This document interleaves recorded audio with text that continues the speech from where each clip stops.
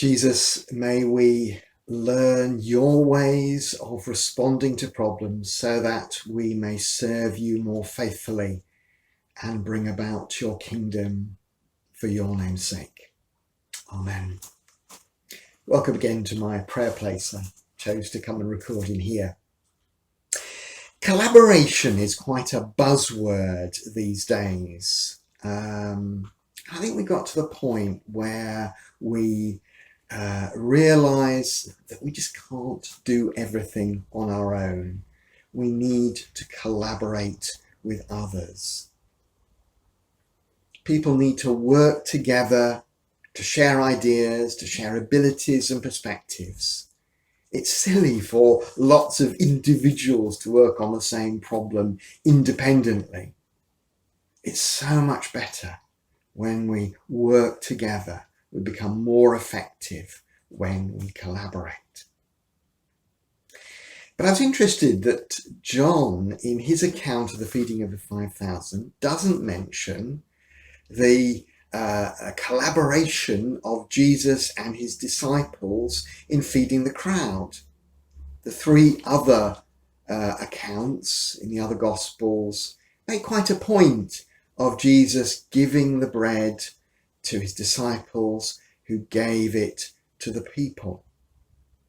John focuses on a conversation about where the food was to come from.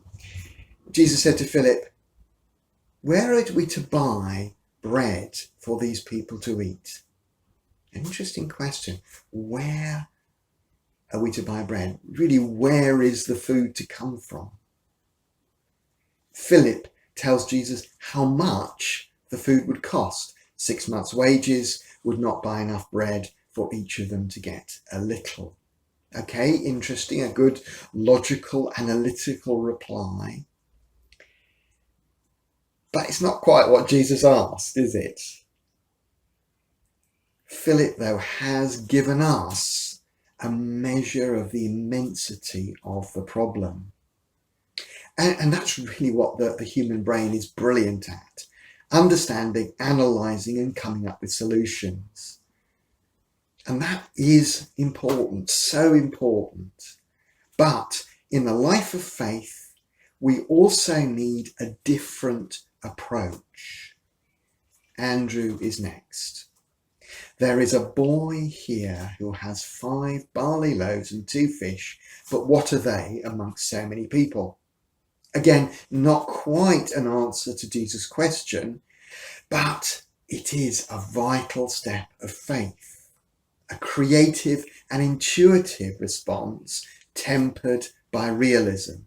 There is a boy here who has 5 barley loaves and 2 fish, but what are they among so many people? And I think that gives us an important principle. Always start with the resources that God has already given you.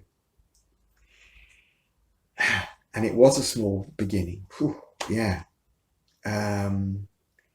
But Jesus used that small beginning to feed the vast crowd. God somehow loves to start small and make a little go a very long way. They needed to start with the resources they had and not with the immensity of the problem. It's easy to think of the resources you don't have. I've done that so often. Oh, if only. No. What has God actually given you? That is the place to start. And it was with 5 barley loaves and 2 fish. A boy prepared to share his lunch. It isn't much, but it was the beginning of the solution. I mentioned that John doesn't mention the collaboration of Jesus and his disciples. I think what John does is take us to our collaboration with God. In fact, I think that might be the focus of this gospel, this amazing gospel of John, our collaboration with God. And I just wondered, pause for a moment. Could you use the principle? What are the problems you're facing at the moment? You probably have a few. Could you start with the resources that you already have rather than feeling crushed by the immensity of the problem? Could you start with the resources you have, even when they would feel inadequate to the problem? And just see how cooperation with God in what He has given you, see where that takes you. But yes, your mind will be working hard to give you solutions. And it may be that your mind is working too hard to try and fix things for you. And things are going round and round in your head, even when you're supposed to be resting and relaxing and having a good night's sleep. Yeah, you've been there, I have. This is the human condition. Our minds love to try and fix things for us. It helps us feel more in control of situations, but it can be exhausting. It actually is expensive for us. It takes a lot of energy to do that thinking, especially when we're not getting enough sleep.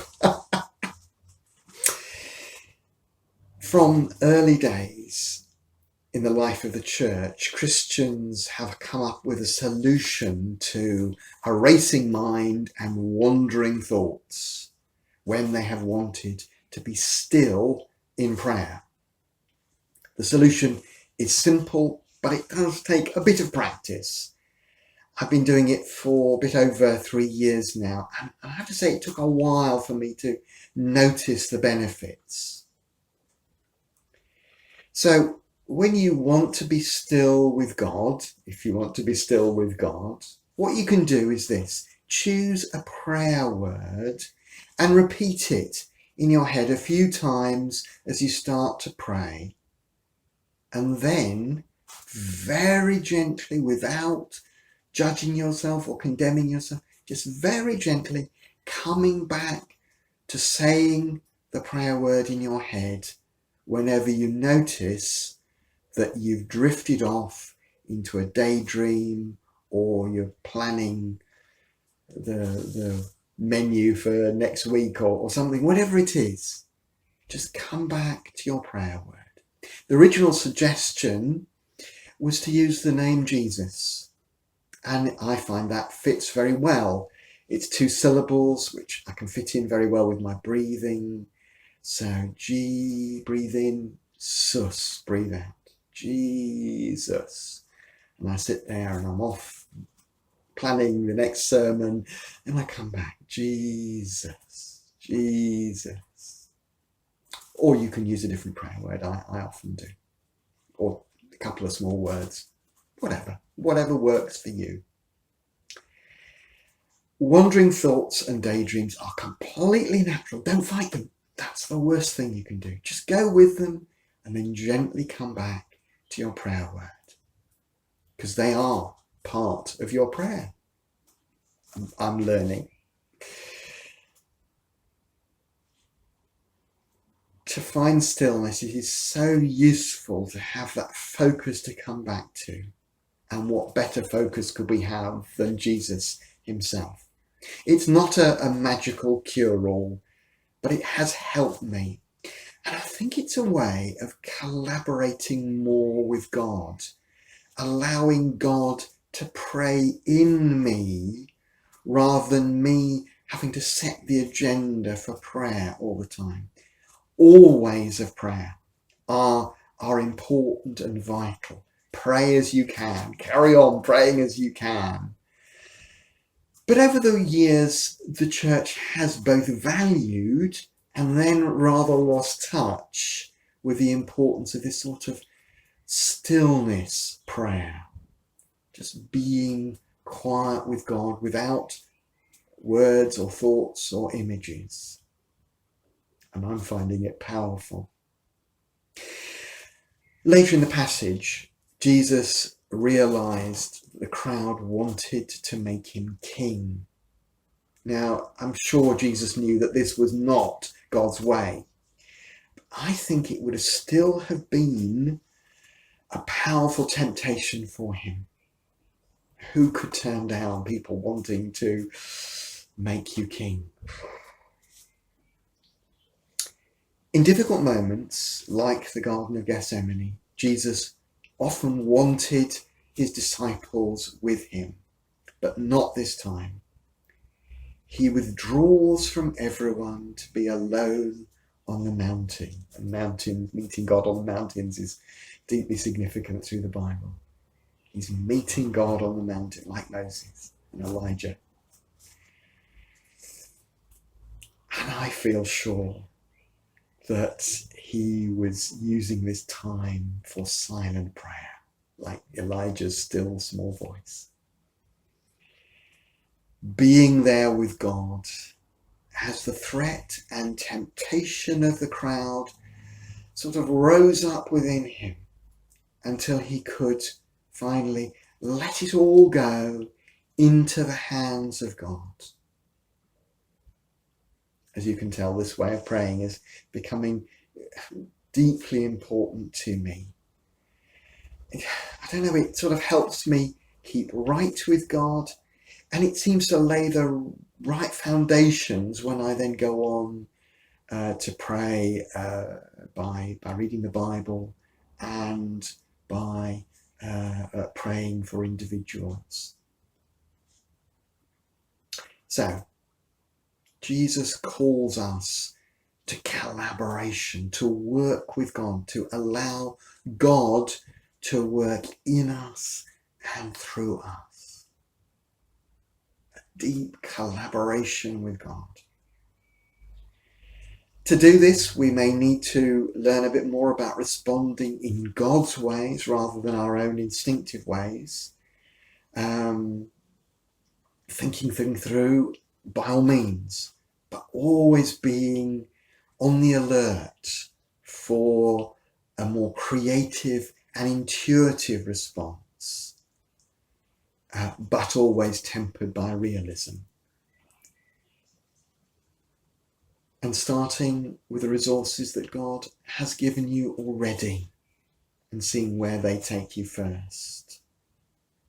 And in all of this, you may also want to learn to, I suppose, tame your mind a bit and to grow into and find value in stillness as part of your prayer time.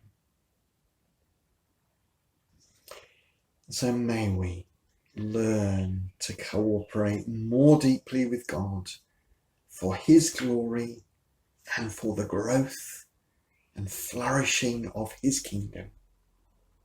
Amen.